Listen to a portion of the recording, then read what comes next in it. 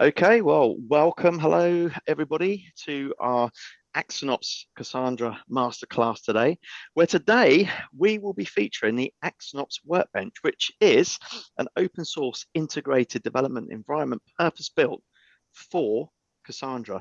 And we're going to demonstrate Workbench and show you the cutting edge tools for querying, modeling, and collaboration. Now, my name's Steve Benton. I lead the community engagement here at AxonOps, and I'll be your host for today's masterclass. But of course, to host a masterclass, we need our masters. So let me introduce the experts joining us today. We've got two of the best in the business. We've got Johnny and Joaquin. So welcome, guys. Hey, everyone. Great to have you both with us. Johnny and Joaquin, why don't, before we dive in, why don't you just give us a very brief intro about yourselves, and then we'll get going. So, Johnny, why don't you start? Yeah. Hi, everyone. Johnny Miller. I'm been playing around with Cassandra for many years, and yeah, I work at AxonOps, and yeah, that's me.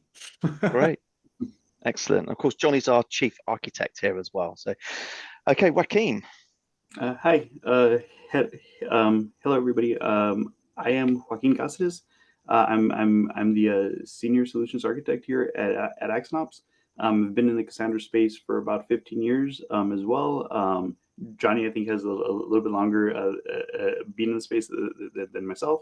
But yeah, I was employee number 9 in DataStax, formerly Last Pickle. And yeah, just kind of been in the space. So if you know those names, yeah, it's been all Cassandra all the time. Great, that's brilliant, Joaquin. And of course, here you are our senior solutions architect. So good to have you with us. And of course, it's great to have you, our audience, with us as well. If you just joined, we're just getting going. But for those of you that are new to AxonOps, let's just let you know a little bit about who we are. So AxonOps provides powerful software and support for unified monitoring and operations. Let's just get that slide up there if we can, Johnny. And it does that across Cassandra and Kafka clusters. All through a single pane of glass. I think that's the real key thing on this. Now, frustrated by the lack of reliable tooling, our team here at AxonOps of veteran data platform experts built AxonOps to ensure mission critical platforms stay healthy and resilient. And of course, that's what we do for many of our clients out there. So if you just joined, welcome. We are recording the session and we will follow up afterwards with everybody on that. So we'll have the link to that.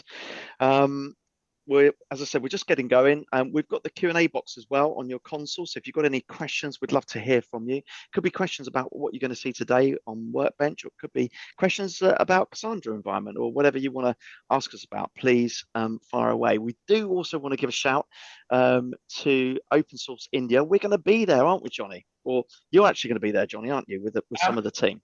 Doing a talk and a workshop on introducing people to Cassandra. So if anybody's there, come along, and hopefully you'll get some useful nuggets to come home with. Brilliant. Okay. And of course, if you are going and you're going to be there, let us know. We'd love to meet up with you, wouldn't we, Johnny, when we're out there. So just shoot that across your Q&A box and let us know that you're going to be there. That's great. Right, now, just to keep us all active, we're going to do a quick poll to get us going. So just to understand a little bit about your audience, we've shared a little bit about us. We would love to know how experienced you are with Cassandra. Okay, so here's the first one up. Can you all see that? Johnny, you can see that, Joaquin. How experienced are you with Cassandra? Maybe you are an expert. Maybe you should be up with us doing this webinar today. Maybe you're just very experienced. Maybe somewhat experienced. Maybe it's pretty new to you and you're not too experienced at all. So let's just have a look and see what we've got so far. So I'm going to end the poll and I think I can share the results with everybody so we can see what we've got there. So we've got some good experience today, Johnny and Joaquin. We've actually got an expert in the house as well, so watch out.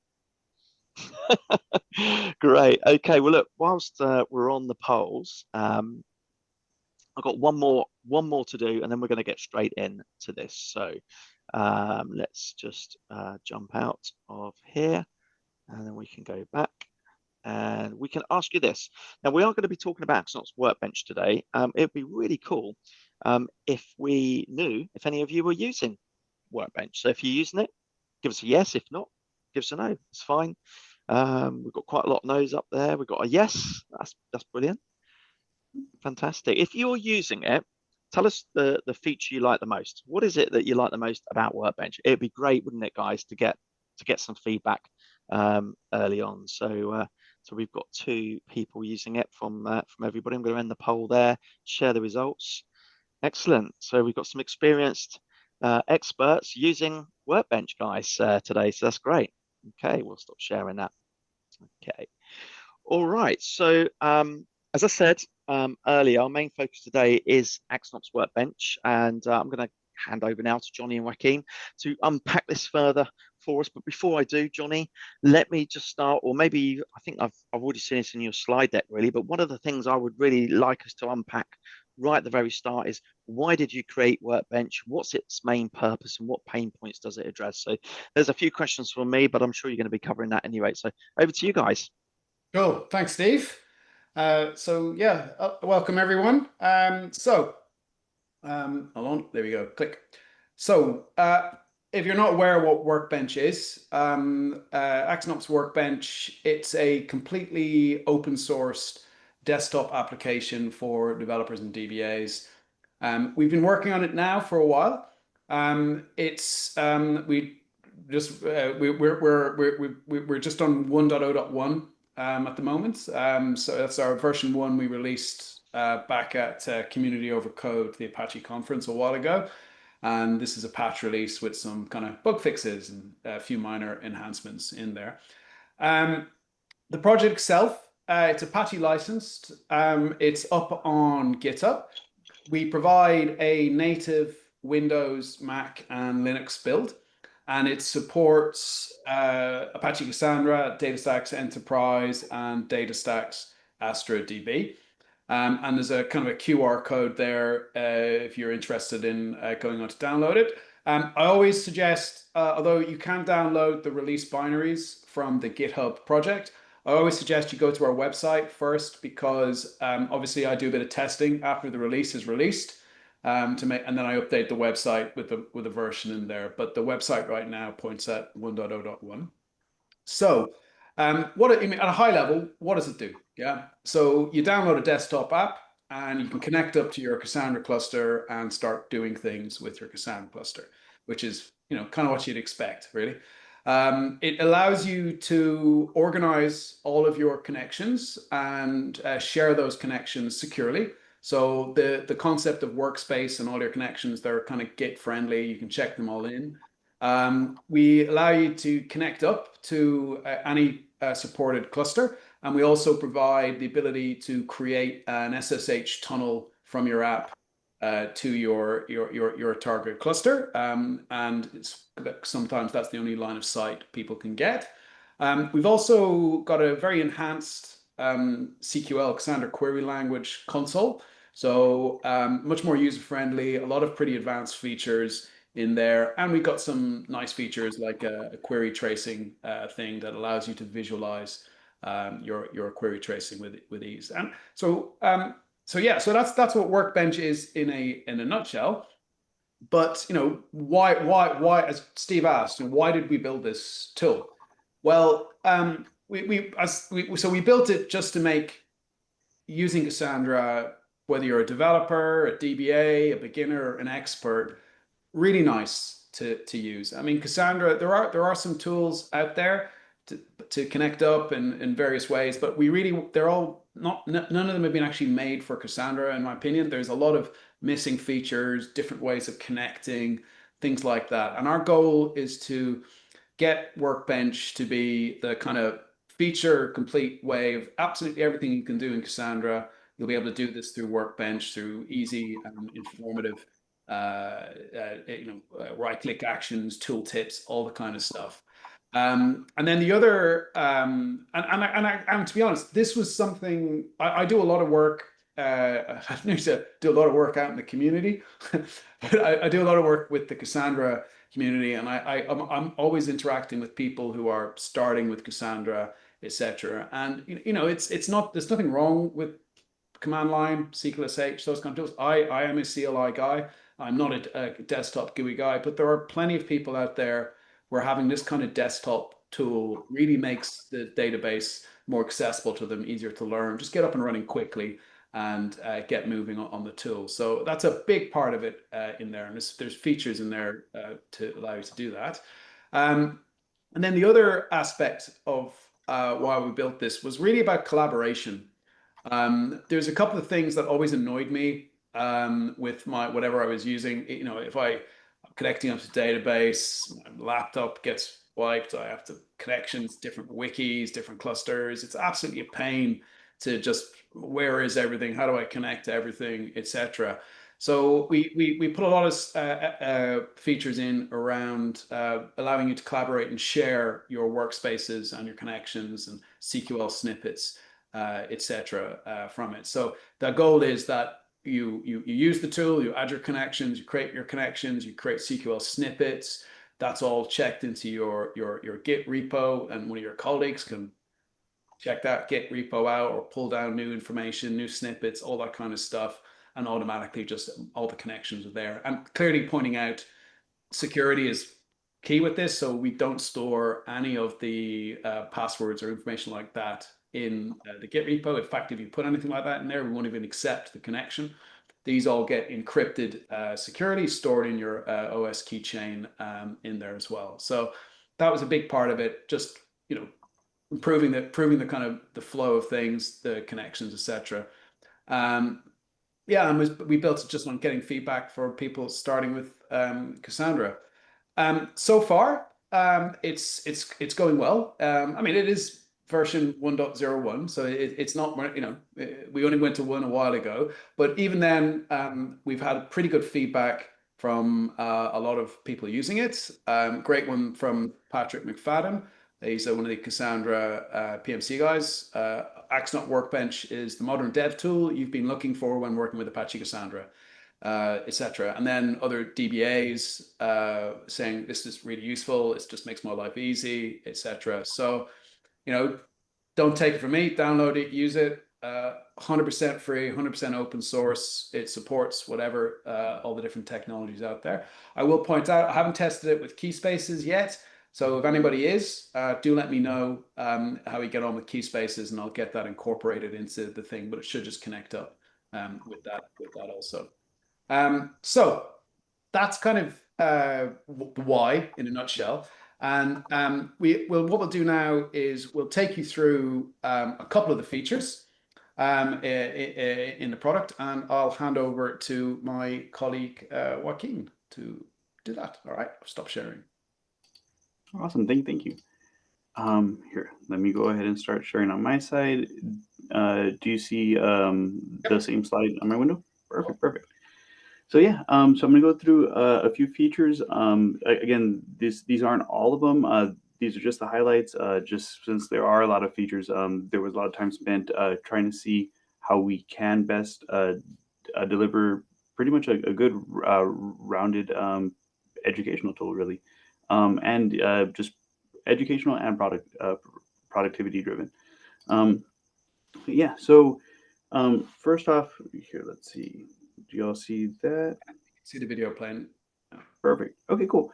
Yeah, so sorry about that. That kind of acted a little funny. But yeah, so this is a live recording. So this is the exact same experience that you would get if you're going through and downloading this application.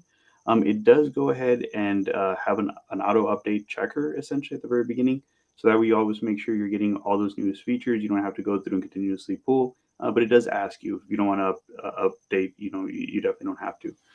Right here, we're adding workspaces. Workspaces allow you the ability to go and group your connections.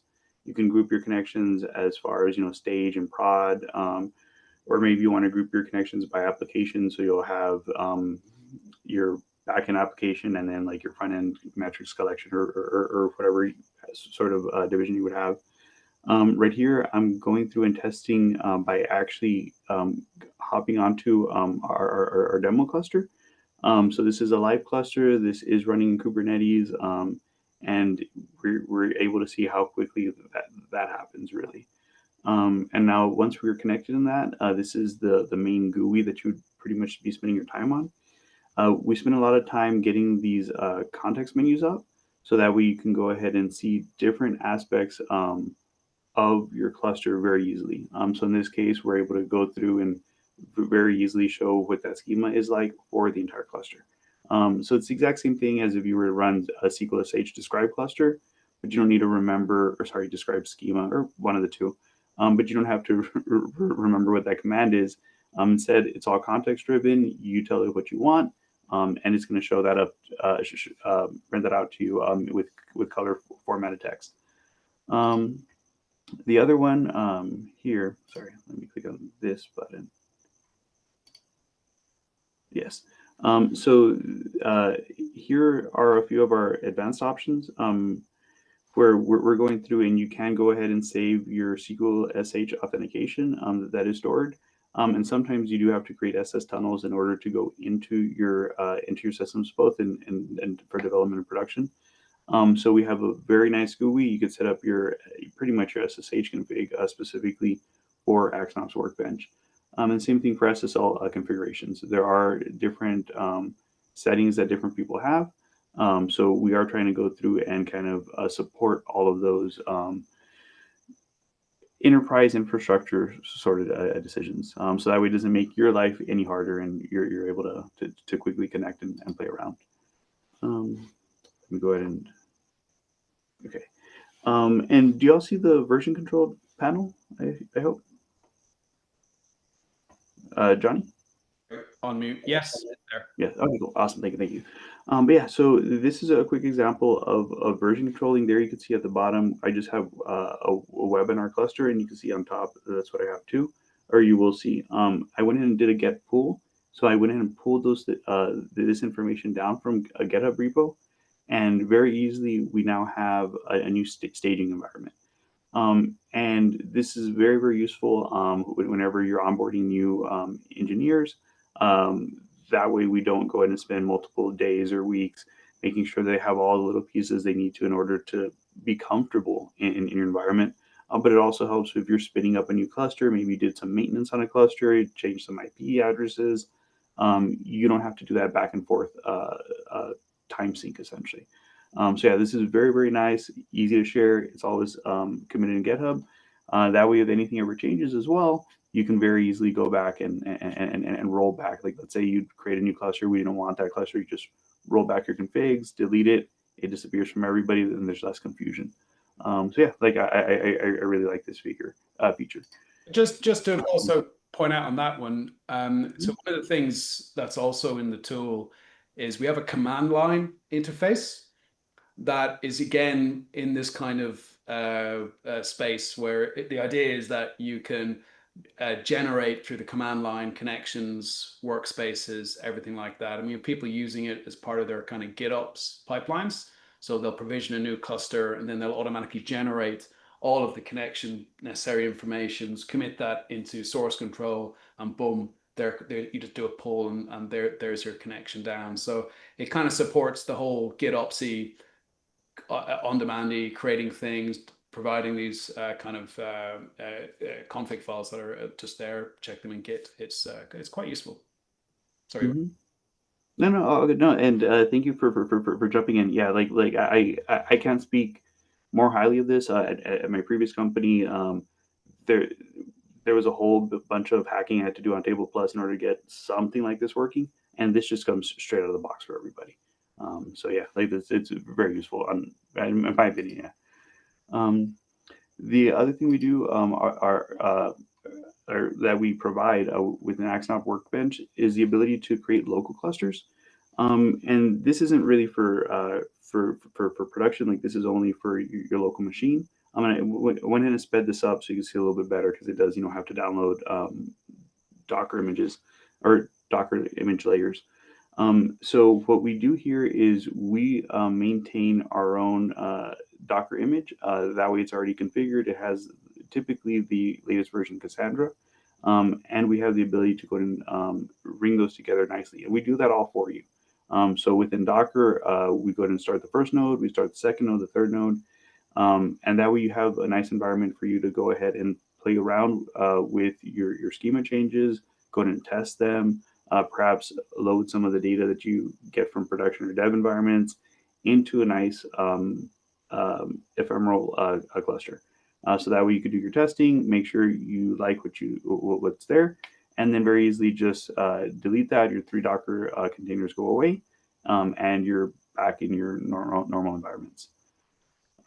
Just to add in on the local connections as well, because essentially what we're doing is we're just generating a Docker compose for you. You might want to stop your video. Sorry, Joaquin. Oh no, for sure. Oh no, this is the. Oh yeah, sorry. Thank you. So we generate a Docker compose that just to fire things up as well, and it also supports Podman as well, which is what I don't use Docker on my machine. I use Podman. So whichever one you're using, it's up to you. But you can also that Docker compose, you can take it, you can use it, you can play with it as well. But yeah, that's and one of the things on our backlog to do is we are going to start getting the nightly build from the Cassandra master branch on GitHub and rolling up a kind of a container containing, so you'll be able to get the latest build that's people are working on, new features that haven't been released yet, etc., and give you a chance to play with those tools as well. And particularly with a chord coming, there's a whole world of new syntax and ACID transactions is what we're meant to call it in Cassandra. There's a whole new world of things to kind of play with as well. Sorry, Joaquin, back to you. Oh no worries at all. And that gave me a chance to fix my sharing. For some reason, things were getting a little bit wonky. So hopefully this is a little bit easier on everybody, including myself. But yeah. Also, we do have the ability to create key spaces and tables through those context menus we spoke about earlier. So here you can go ahead and see an example. Like I did accidentally do a hyphen, and it very quickly tells you this isn't going to be valid SQL, so you don't have to spend your time doing sending that over to find that out. It also gives you helpful warnings, simple strategies, nice for development environments, not so much for production. And everything just kind of pops out at you in a nice GUI format, but you can still see that SQL command that's going to be executed. And when you send that in, it's the same sort of feeling as SQL SH, except this time they're in little bubbles, very similar to text messaging, essentially.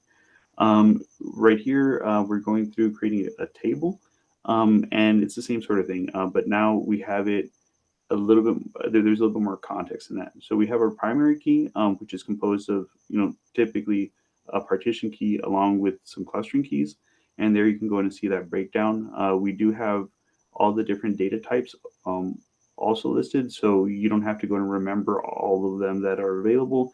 Instead, we do break them down into sections, so that way it's very easy for you to say, hey, I want date versus date time, and you don't have to remember there's camel case or not camel case, which is I find myself kind of spending time on. Yeah, this is all there at your fingertips with all the other options too. If you want your clustering keys to be ascending or descending. Same thing goes with your columns. You're able to go through very quickly, create those columns and change out those key types. Pretty much anything that is available at the SQL language level, we went and try to implement that on our side. And there you can see you also have your UDT columns, which we'll cover in a little bit. Yeah, we also have our table comment. It's something that's typically overlooked, but I find it very, very useful when I'm supporting another cluster to be able to understand and get a little bit more context as to which tables I should be looking at, where our pain points are, and why those pain points are there. Yeah, and then for all the other table options that exist, they are all listed there. We also have the add option button, so in case we missed anything or new features get added and you have an older version, very easy to go ahead and quickly send that over. Yeah, there you see it's updated. We go ahead and pull another version of schema on the left side, and there we have all of our context menus again. We have our primary keys very easily seen. Our partition keys and clustering keys also pop out, so you're able to really quickly grasp if you have that wide row. You thought your clustering key was part of the partition key. It wasn't, and it also it helps you explain where that load's being spread onto it around your cluster. Here we can go to an alter table too. So very easy. You could very easily delete a column and just kind of create new columns and add on once that's already been created. So like I promised, we're going to go over UDTs for a little bit. And here's a quick example. This is pretty much like a registry essentially. And I had an address earlier, but I figured maybe I wanted a better form to the address. UDTs aren't for everybody. UDTs have gotten better with Cassandra over the years. But if you really, really do like UDTs, if that kind of helps you get your mental model down, we did went ahead and support that as a first class data type essentially. And here you see nested UDTs essentially. So we can go through, we could do that same alter that we were doing earlier, but this time maybe we go ahead and drop just a phone number and we go ahead and bring that entire address in. So now we have contact information. Now we have all those fields that we added back in the table. Very quick, very easy. You don't have to remember all that syntax. Just it's at your fingertips. Here's an example of select and filter queries. So I went ahead and added a little bit of data in there, so that way we could just kind of play around with it and see. So I did go ahead and have one of those user IDs already handy. So I went ahead and added that there. And you can go and select the columns that you want because you don't always want to pull all the columns down in your application. You kind of want to limit that to only what you're going to need. It saves data over the wire and it speeds up processing just by a little bit. We have a nice interactive form, so you can go ahead and filter through that data that is being returned. And then we also allow you to go ahead and play with allow filtering. Allow filtering shouldn't really be done, especially on large data sets, as right there. So we give you all that information. That way, we're giving you the features that Cassandra provides, but also letting you know what that's going to entail, really.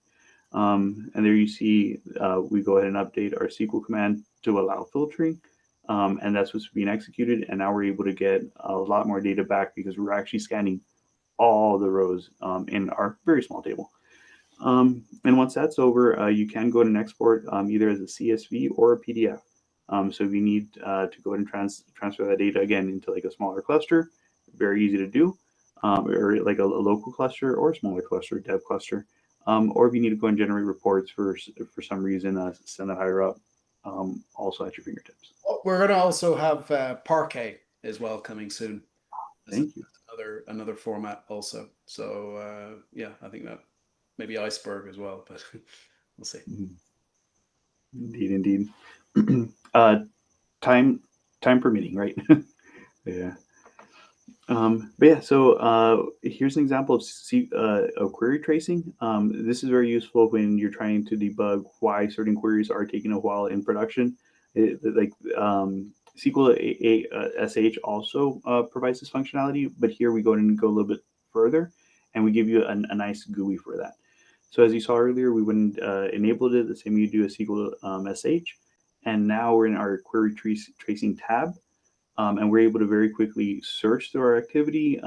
We do also have the information as to what data center each node is on, and this is not something that SQL SH provides. So we go ahead and group that for you. So you can go ahead and very quickly search what's happening on which data center. We're able to see the amount of time that's spent. Mainly it's on the .46 node, and you can see that very clearly in the donut chart. And you can go ahead and jump into just specific nodes, so you can see where that time's being spent, what's happening, and where that outlier is ultimately. And yeah, it's all color coded, so it's very easy to go ahead and understand and grok where that is. We've got a question that's come in, Joaquin, actually. Yes, please. Should we just pause for a second? So yes, from Ratner. Thanks for your question, Ratner. Ratner says, does it have any tools to export data like DS, bulk, to export entire or partial table? No, not yet. But that is coming. Yeah. So there's to bulk. I mean, you can do a bulk export through. It supports all the standard CQL SH commands for copying data out and all that kind of stuff. DS bulk, the one you're talking about there, operates in a kind of a different way. But we have some we have we'll have the ability to do that. But you're going to. I always ask when people. This is something I get asked for a lot on Workbench. And I always say, okay, but imagine it's a table in production with 1 billion rows in there. You want to export that down to your desktop machine. No, you want to be doing it in a proper setting because you can't, that's going to be a huge amount of data to download as a CSV onto your desktop. So they'll be there, but just be conscious of what you're doing. If it's a huge table, this is probably not the way to do a bulk export. This is a desktop application sitting on your thing. But for smaller tables, things like that, you're going to be good to go. And the same is with importing as well. We're going to have the ability for basically import, export, supporting it from CSV, Parquet, all sorts of options in there as well. So yeah, it's coming. A good question, right now. Thanks. Any other questions, guys, that you've got? Just jump it on the Q&A box, and we'll do our best to answer. Joaquin, back to you, sir. Oh, for sure. And yes, Steve, do please call out any questions because I'm on a different screen. So yeah, that would be very helpful. Thanks. But yeah, so here's a little bit on the data definition language. So we're going through, we're again altering a key space this time. We could go ahead and do that very easily. I'm going to show you how to go ahead and do those inserts. Sorry, it was I said data definition language, but that's for the alter. This is data manipulation language. Sorry, I was forgetting that M. But yeah, so here we could go ahead and insert a row. Typically your application would do that. In this case, you could see very early on that it was of a certain type it was expecting, and I added a quote, and it didn't like that very much. So all these errors do pop out for you. You can go ahead and set things as null, when we're not actually sending over that information. This feature I personally really like because I spend a lot of time doing this myself. But there's a date time picker that does an epic a conversion for you. And here we also do the time to live, and it also allows you to go and do, or it does that conversion for you for that time to live. So you don't have to go through and do that extra math. So yeah, so we're going through also changing that to a lightweight transaction. So lightweight transactions are supported by Cassandra. And again, it's one of those things that you need to know what you're doing. And here we do provide those tooltips very early on. That way you don't have to go through to the Cassandra documentation. You reference it, and that's why I said earlier it's an education productivity application, and that's the way I see it, because you have all that at your fingertips. That way you can go to make sure, hey, this is the right setting. This will work with what I'm looking at. But it also goes in and blocks you because we went in and set that date time picker from earlier. That's not going to be allowed when you're using lightweight transactions. And yeah, we clear that restriction out. You're able to send a valid query without having to send it to Cassandra, realize it's invalid, and then having to rebuild that all again. Just a waste of time, really. Yeah.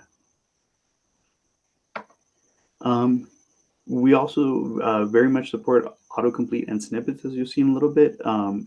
This feature I really like. This was the first feature I really kind of was playing around with, and I said, wow, this is like this is going to help a lot. I always find myself doing like wrong queries, and then with SQL SH I have to like tab a lot. This gives me the full list very quickly of all my keywords. So I very much enjoyed this, and you can go and copy that command out. You could put it into a notebook, you should put it on Slack, or ideally you put in a SQL snippet. So when you put in a SQL snippet, this will be stored on disk as well, along with the other configuration files. And as I said earlier, this is all can be version controlled. So when this gets saved, you will have that pretty much pushed up to your GitHub repo, or your repo of choice, and now all of your coworkers have accessibility here. So this could, or access to your snippet. This could be helpful for debug commands, for data export commands, as we talked about earlier. Yeah, just a variety of things, and you could go ahead and tag them. Some things might work for dev, some things might work for production. Some things, hey, like Johnny said earlier, it's just too large. You're going to go and export a lot of information. Maybe for those, add a different tag, like high load, so that way you make sure that those are only run on staging, not production. But yeah, so we go ahead and ideally support an entire team with these snippets. Yeah, also just to point out, so all of that is also searchable as well within the snippet. So with the tags, if you create a tag, I don't know, prod this, you can search by it. So it's also contextualized. You can see it in the tree as well, if there's a snippet associated with the table or the key space as well, and you can dive directly into it. So it's fully integrated for you to create these little bit of CQL all over them and check it into Git. That was an ask from one of our users to get in there as well. So yeah, definitely a really nice feature. It kind of reminds me of Postman, but with Postman, it's you against a REST API. And like Johnny said, this is all contextualized with your environments, with your tables, with your clusters. So, here is a little bit of our auditing, and I call this auditing. Like, maybe it's not really auditing, but in my mind, I would like to know everything I send over to the cluster, and just kind of have that as a very nice long log. That way, make sure if I ever do a mistake, I'm able to very quickly go back and realize what I'm sending over. One feature that is missing, which was a highly debated topic at one of my previous companies, was the ability to go ahead and have schema migrations, ideally. And Cassandra doesn't do schema migrations, but this is kind of the step toward what they were really, really requesting. That was a missing feature of Cassandra. So as you saw earlier, we went in and snapshot that schema. So that's the schema that is running in production. So that way we can go ahead and test, or not test, but just kind of snapshot that and commit that. So if there's ever an employee on your team that changes the schema, perhaps it's a bad actor, perhaps it's a malicious, like an external malicious actor, we're able to very quickly go through, and since everything's snapshotted, we can go ahead and pull down the latest version from our cluster and compare that with our last snapshot. And it very quickly, side-by-side diff, and it highlights it, very much the way that you're used to. But now we have that missing feature that a few people that were new to Cassandra thought that really, really should be there. So I think this is a very powerful game for sure. Yeah, it's pretty useful for that. No, I didn't change anything, kind of thing. And one thing to point out as well is you can see we don't store the schema snapshot in CQL. We convert it to JSON, so we can get a deterministic ordering of everything. It's in between different versions, different clusters, that kind of stuff. So everything is much easier. If you try to do an SDiff on 2 bits of CQL, it's very hard to find out the difference. But also the next phase of this is to take that JSON and turn it into visual stuff. So obviously JSON's okay for now, but we have stuff coming in the backlog where this will be more visual as well. So you'll see proper kind of visual models of tables and things like that in there to give you that kind of GUI look to it as well. But yeah, this is one of my favorites, because the amount of times someone says, I didn't change anything, and you're going, well, hold on, this is what I did at release. Now you've changed this, you've added this column, you've dropped this column, you've altered the compaction. I can see immediately what's been changed. And also those snapshots that you're taking, as Joaquin said, you can check them into source control. They're going to Git, they're tagged. You know what was done when you put hands on it. So I like this feature. Indeed. Yeah, the other bit I'm going to show is an AxonOps integration. So we do offer AxonOps as a service, and you could locally host it as well. We're adding that into the Workbench GUI. So very quickly you can go ahead and pull that information out, load the dashboards within that same GUI, so you don't have to jump to the browser and come back. And right now, we've added it to a few of our context menus, but that way you can go ahead and get deep dives both at the table level, the key space level. And right now, what I really like is the cluster level. Just coming from like a more platform focused, like Linux sort of background, this really helps me out, especially when I'm helping other customers debugging on their systems. You could very quickly and easily see what is my cluster health looking like. And that is available for free to enable or disable through that menu. And remember, this is an open source project. So if you ever want to go ahead and maybe add a Grafana link in there, or maybe some other integration to some other system, very easy to go through and change. Since it is open source, we would very much like that contribution. This isn't an AxonOps only product, but AxonOps is what we do here, so we added that there. But yeah, improvements and suggestions are very much welcome. But yeah, I'll leave it to Johnny to cover all the other features that I didn't cover. So let me just share my slides again. So yeah, so thanks for getting. So yeah, I mean, we've just kind of really scratched the surface of the features in there. There's a lot more in there. There's even more in there from the last time we did release. So there's lots of stuff coming down the roadmap on it.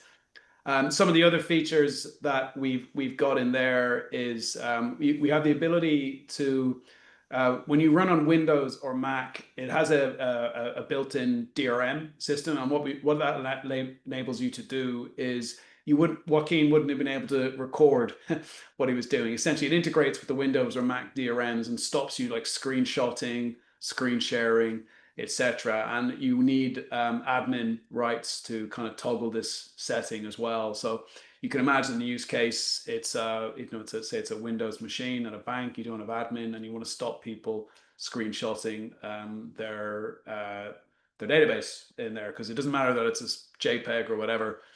It's still a data leak. So that's a feature in there. You mentioned the exports to CSV and PDF. Another feature in there is when you saw the list of results that came back, you can right click on those rows and generate an insert statement for that row that you can then take away, or you can select a whole page and generate all the inserts in there. Our company is fairly international. We've got people from all over the world working with us. So we support multiple languages. We got Arabic, Spanish, French, Hebrew, Chinese, or I can't remember which part of Chinese, but basically lots and lots of languages support in there. And then in terms of what we've got still to do, we obviously, it being open source and me being kind of lazy, we got to have better docs. So, but it's I take a tip from Steve Jobs. You shouldn't have to read the manual. It should be all pretty straightforward to use. That's my ethos on UX. But yeah, most of it's pretty straightforward and obvious in there. But we're going to have better docs in there, and I think we're also going to the docs will also be kind of educational as well. Data modeling. How do I create a table? What is a table? All that kind of stuff. So it'll be a much richer set of docs around there. We've got a lot of improvements on that enhanced console, and I'll mention that a bit more. So that's the kind of good. We've got all sorts of little extra things people are asking for. Right clicks, the contextual right clicks. Yeah, we've done. We did as many as we really could bear to do, but there's still a lot more right clicks doing. Right click, alter compaction, right click, there's a whole create a user defined aggregate or whatever you like. So the goal will be, and you see it in the tree, yeah.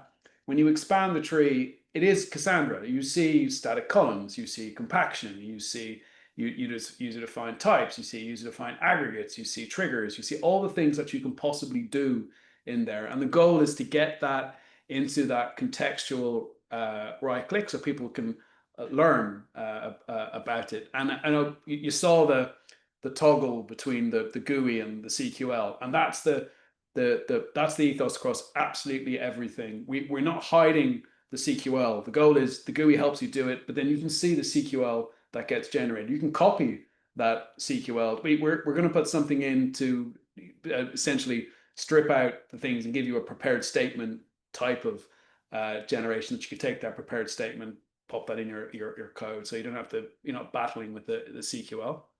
We're going to have some more stuff on that, as I mentioned before, in the visual schema modeling. It's a difficult one, that the visually data modeling in Cassandra, because there's no joins, there's no foreign keys, so what are you doing there? And there's been various techniques around approaches to data modeling in there, but we have to have a think on how that's gonna look. I already mentioned the bulk data x-axis. We've got a whole bunch of stuff as well coming on the ACL management. So right clicking, creating roles, creating permissions, all of the permission based stuff as well as reporting as well, giving you the ability to right click on a table and go, who has access to this table, or generate me a report of all of my objects in my database, who has access to them, etc. So there'll be a lot more feature, because this is a common thing people need to be able to do. They need to provide an extract saying who has access to what. And also more dashboards integrations. You see in the tree, we also display the cluster, the DC, and the nodes and the racks as well. And in the tree at the top, if you expand that down, there'll be more kind of stuff going on there. But one of the interesting things, that probably the biggest piece we're working on at the moment is, so what Workbench is the way it's been built, is essentially it's an Electron app. And then what we've done is we've taken Python CQSH, the one that ships with Cassandra. We've had to fork it, make a couple of tweaks to make it work with us. And then we bundle that up in the Electron app using a technology called PyInstaller. It allows you to basically distribute Python in a single binary. And that's caused us problems for the usual Python kind of reasons, but also PyInstaller itself.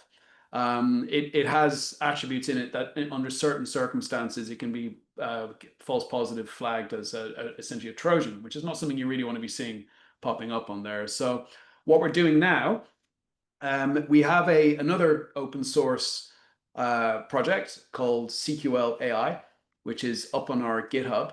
And this is a really cool console, like alternative to CQSH on your server, with a tremendous amount of features, various AI integrations around that. How do I, search it, generating queries, generate me a select from this table, all that kind of stuff, and a much more modern terminal interface than CQSH, and that's been that's come along. That's actually really cool. Go to our GitHub, AxonOp/CQL AI. This is a great command line tool, and we're basically going to bundle that in Workbench instead, and that's written in Go as well, and it'll be compiled natively to each OS and signed and such. And that gives not just a big performance improvement and kind of better security, but also a ton of features. So, for example, the Parquet one I was mentioning, that's in that CQL AI, and that'll be exposed to Workbench and various other cool stuff. So that's going to be an exciting feature we've got coming in. So I'll finish on this slide. So really, although we're AxonOps, we're a company. This is really the goal here is it's a community tool. Yeah, it's not it's free. It's Apache license. We're connecting up to DataStax Astra, DataStax Enterprise, possibly Keyspaces. I haven't tried yet, and whatever in there. So really, the goal for me to building this, starting this project going, was just I want people using Cassandra. I want them to have a better time using Cassandra. I want all of those good practices and best practices that are like up in my head, in Joaquin's head, in your head, incorporated into that GUI, and all those handy tool tips, all those things that, oh, if I've only known I shouldn't be using this there, or I chose the wrong this and that, or don't change this compaction to do there, or don't do that, and big warning. So the goal is to get all of our expertise and experience into the tool, so everyone has a great experience with Cassandra and its various variants. So I encourage you all, go to the GitHub project. We have raised issues, probably bugs, you never know. You can kick off discussions on features, but really help us shape the future of the project. And we're very much open to contributors. If you want to get involved, if you want to commit, we're more than happy to take commits, etc. So go to the project on GitHub and get involved, and let us know how you're getting on. And you can also find me in the Apache Cassandra Slack. I'm usually in there pretty much all the time. Feel free to ping me, or Joaquin, you're in there as well, if there's anything you want to know, or if you have any ideas or things that you think would be useful to help you get more productive. Because a lot of this has been built from my frustrations, with the things that I know, and I have my view of the world, and I'm sure there's plenty of other views of how these things should behave. So I'm really open to getting your feedback and discussions. So yeah, so how are we doing for time, Steve? We're good, Johnny. I'm going to just jump in if that's okay with you, because we have got a question. We've also got another poll as well. So look, it's been fantastic just to get the insights from the two of you today, and the benefits of what Workbench can do. So you guys that are listening to this now, our audience, if you'd like to explore this a little bit more, maybe you'd like to look at the environment that you've got and kind of work this in, and maybe you'd actually even like to catch up with Joaquin or Johnny as well, but a little bit more on a one-to-one basis rather than the webinar that we have today.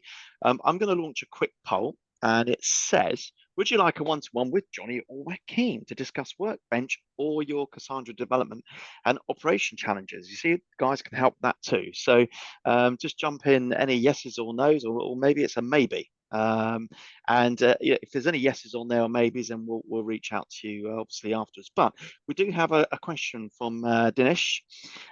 He says, hi guys, just need to confirm if you say it's free means 3 till 5 node clusters. So I think you're mixing your frees. So AxonOp's Workbench is the desktop application you download, install, completely free, 100% open source, nothing to pay. Download it, install it, use it.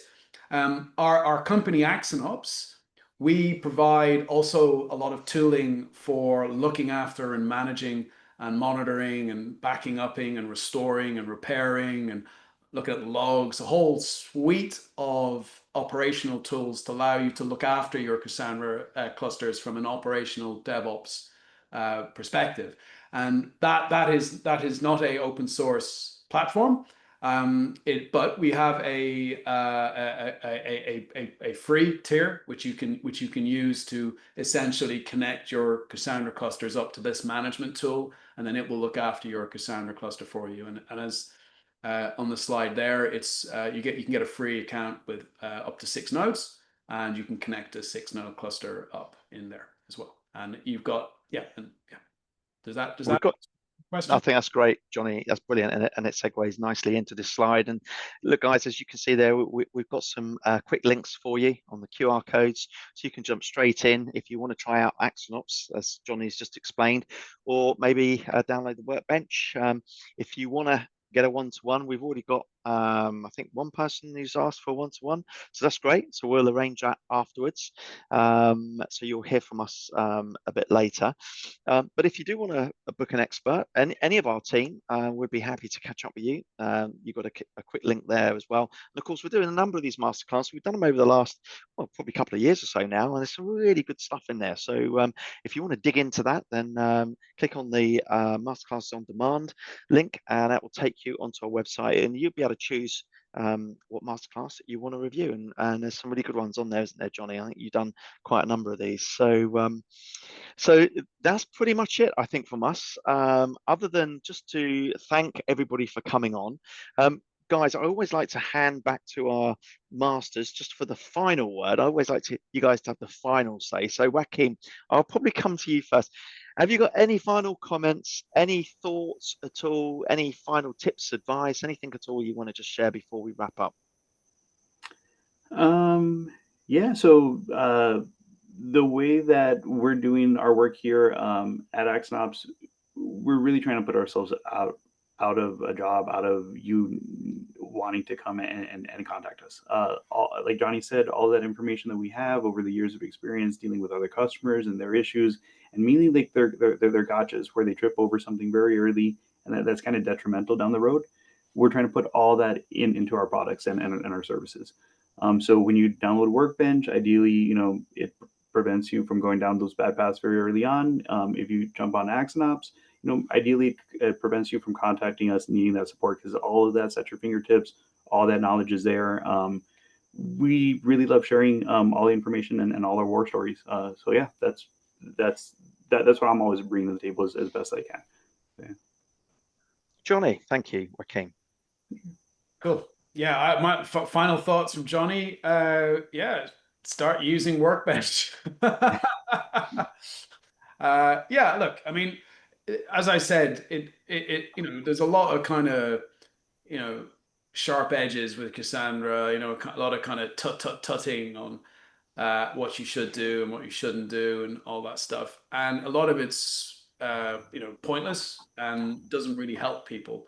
And it kind of leads on to what Joaquin was saying. I mean, our mission as a company is to make open source data technologies accessible and easy to use, so that you get a cost-effective way of running them. Because a lot of people choose not to use these technologies because they think it's hard, they think it's complex, and it's not.